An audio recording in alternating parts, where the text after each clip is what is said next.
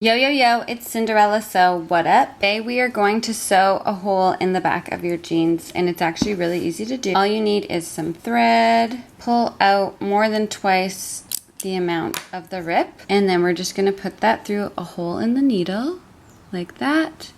Pull it through until the ends meet at the bottom, like that. And now you can just use your fingers to smooth out the thread a bit. Turn your jeans inside out.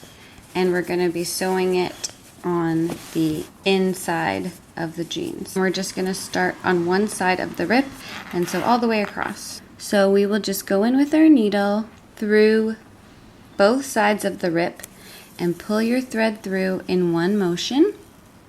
Before your thread goes all the way through, you're going to go back through the same holes, or close to the same holes, and you'll get this loop of thread that you're going to put your needle through.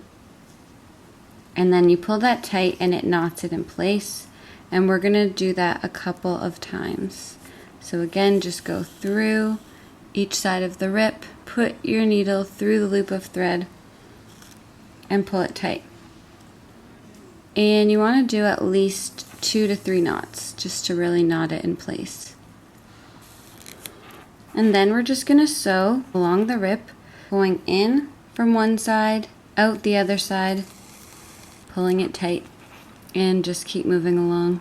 And make sure you're going in through solid pieces of fabric, because the fabric around the rip is probably a little weak and frail, so you don't want to just be going through weak fabric. You want to get a solid piece of fabric.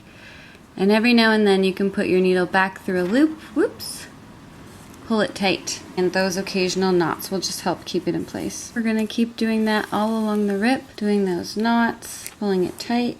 When you get close to the end of the rip, we're going to keep sewing a little further along the fabric, just because rips want to grow bigger, so we want to really reinforce it from not ripping any further.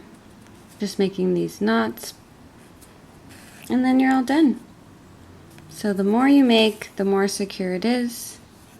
And then when you're all done, all you need to do is cut off your thread like that. And that's what it looks like when it's all done. Not that noticeable at all. Thanks for watching Cinderella Sew, and we'll see you again soon. Peace.